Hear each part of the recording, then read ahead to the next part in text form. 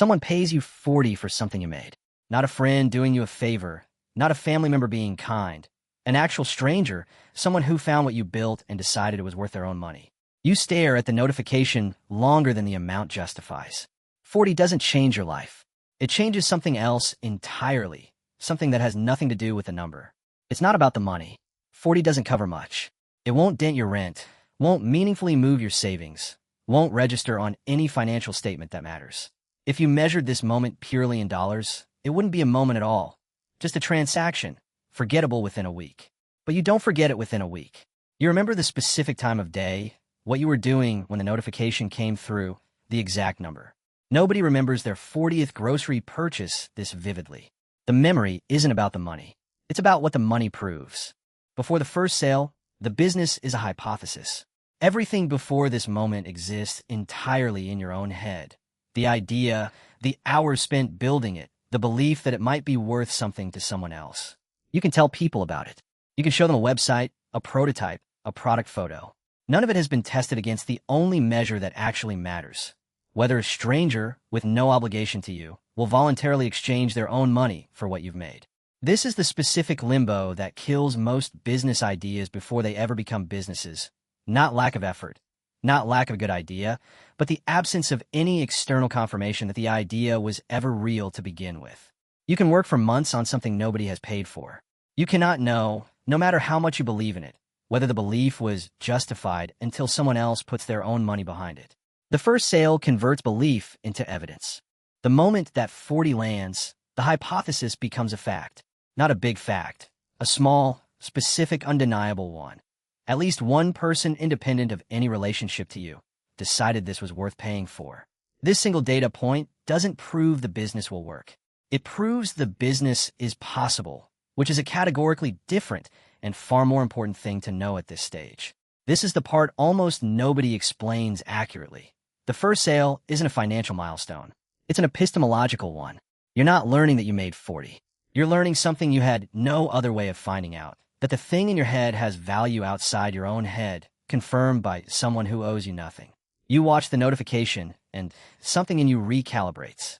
Most founders describe the same specific sensation, staring at the payment confirmation for a full minute before telling anyone, sometimes not telling anyone at all for hours, sitting with the fact privately before it becomes something shared. This isn't modesty. It's processing. Your brain updating a belief it's held provisionally for months, suddenly required to treat as real. This recalibration matters more than the money because it changes what you do next. Before the sale, every hour spent on the business felt like a bet with uncertain odds. After the sale, at least 1 hour has been proven to have produced something real. The uncertainty doesn't disappear. You still don't know if a second sale is coming or 100th, but the specific, paralyzing uncertainty of is this even possible has been permanently resolved. It cannot become unresolved. No matter what happens next, someone once paid for this. It rewires your relationship with the word customer. Before the sale, customer is an abstract target audience, a demographic you researched, a persona you built in a planning document, a hypothetical person you're designing for without ever having actually reached one. After the sale, customer becomes a specific individual who made a specific choice, and your relationship to that word shifts from theoretical to literal.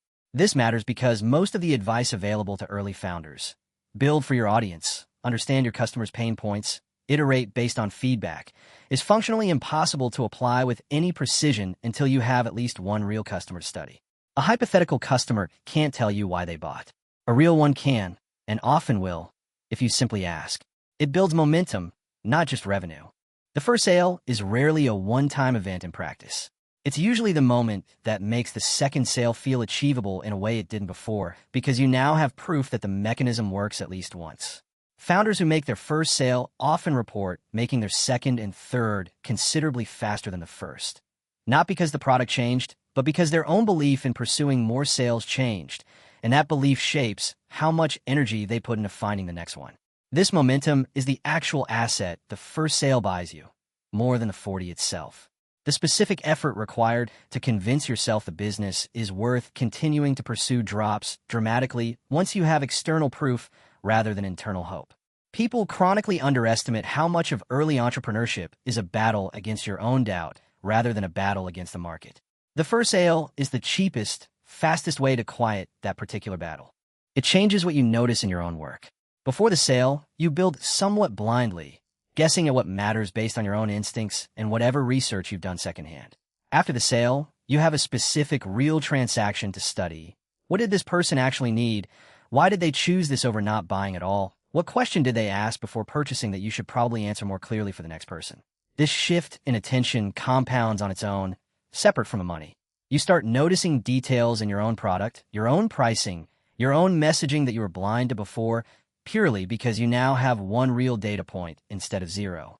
A single sale, examined closely, teaches you more about your actual business than months of planning in isolation, because planning happens in your head and sales happen in the world where the actual rules live. It reveals your actual reaction, not your intended one. Everyone imagines they'll feel a certain way about their first sale before it happens. Usually some version of triumphant, validated arrived. The actual reaction is often quieter and stranger than expected. Relief mixed with disbelief, a specific kind of anticlimax where the moment feels smaller in real life than it did in imagination, followed days later by a delayed sense of what it actually meant. This gap between the imagined reaction and the actual one is worth knowing before it happens, because it prevents the letdown from being mistaken for a bad sign. The first sale often doesn't feel like the movie version. It feels smaller, quieter, and more private than expected. And that specific quietness turns out to be one of the most honest signals available about whether you're actually built for this kind of work or whether you're chasing the fantasy of the moment more than the moment itself. It's the actual starting line, not a symbolic one. There's a specific kind of person who spends months preparing a business, refining the logo, perfecting the website, waiting for the product to feel finished enough to show anyone, without ever actually asking someone to pay. This preparation feels responsible. It often functions as an elaborate form of avoidance, because a business doesn't become real through preparation. It becomes real the moment someone else's money crosses the threshold, and everything before that is still, technically, a hobby with ambitions. The founders who eventually build something sustainable are rarely the ones with the most polished starting point. They're usually the ones who asked for the sale earlier than felt comfortable, accepted an imperfect first version of the product being tested against real money, and used the resulting feedback to improve faster than the person still perfecting their launch 6 months later. The first sale, however small, however early, is worth more than an additional 6 months of preparation that never gets tested against anyone else's wallet. It reframes what successful founders actually did differently. Before your own first sale, entrepreneurship can feel like a category some people are simply born into, a specific kind of confidence, connections, or luck you either have or don't. After your first sale, you understand something that's difficult to grasp from the outside. Nearly every founder's business started with one small, often unglamorous transaction that looked nothing like the eventual company it became. This reframe matters because it replaces an impossible standard, becoming the kind of person who launches something polished and immediately successful with an achievable one, becoming the kind of person who gets one real stranger to pay for one real thing, and then does it again. The first sale doesn't make you a successful entrepreneur. It makes you someone who has crossed the only threshold that separates has a business idea from has a business, a distinction that has nothing to do with revenue size and everything to do with whether the exchange has actually happened at all. It's harder to quit something that's already proven itself once. Doubt is loudest before the first sale, when nothing has happened yet to argue against it. After the first sale, quitting requires actively dismissing evidence rather than simply failing to generate any, a psychologically harder thing to do because you're no longer abandoning a theory, you're abandoning something that has already, at least once, worked. This is why the first sale changes everything in a very literal, mechanical sense. It moves the entire question from, is this possible, to how do I do this again and better?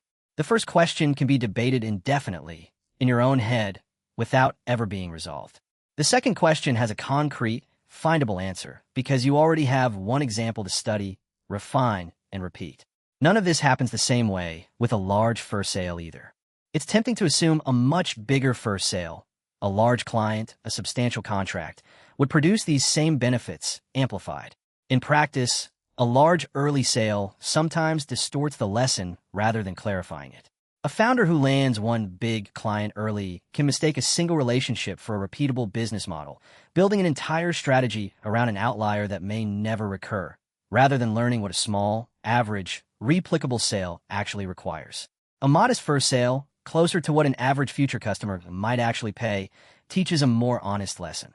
This is roughly what the real business will look like, multiplied many times over, rather than a flattering exception that took years to accurately diagnose as unusual. The size of the first sale matters less than the fact that it happened, and happened in a way that resembles what will need to happen again, repeatedly, for the business to actually exist. What changes specifically in the weeks after? You start writing down ideas for the second sale almost immediately, a specific shift from planning in the abstract to planning against a real, if small, track record. You notice yourself describing the business differently to other people. Not I'm working on something, but I sell this, a linguistic shift that sounds trivial and isn't, because language shapes how seriously you and everyone around you treat what you're doing. You catch yourself, days later, doing math you'd never bothered doing before, estimating what 10 sales a month might look like, then 50, then what that would mean for the day job you're still working. This math isn't ambition exactly. It's the natural consequence of having one real number to extrapolate from, instead of zero. The actual reason it changes everything. The first sale changes everything not because of what 40 or 400 or whatever the number happens to be does to your bank account. It does almost nothing there, but because of what it does to the category you belong to. Before it, you're someone with a business idea, a category that includes an enormous number of people who spend years in exactly that state without ever crossing into the next one. After it, you're someone who has sold something, present tense, a category defined not by revenue size, but by the simple, undeniable fact that an exchange has actually occurred between you and a stranger who chose it freely.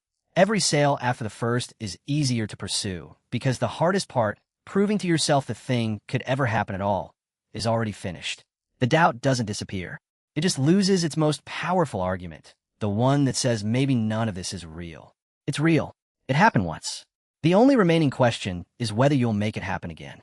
This is general reflection on common founder experiences, not business advice. Building a sustainable business involves real risk, and a single sale, however meaningful psychologically, doesn't guarantee a viable long-term business model. Market research, financial planning, and legal or tax guidance from qualified professionals matter as a business grows beyond its first transaction. Somewhere right now, someone is sitting with a product finished, a page built, a price decided, hesitating before sharing it with anyone who might actually pay. They're telling themselves they'll post it once it's a little more polished, once they've prepared a little more, once the timing feels a little more right. The polish won't be what changes anything. The first sale will. It's sitting there right now, one message away from stopping being theoretical, the exact moment they stop waiting for the right version of themselves to hit send.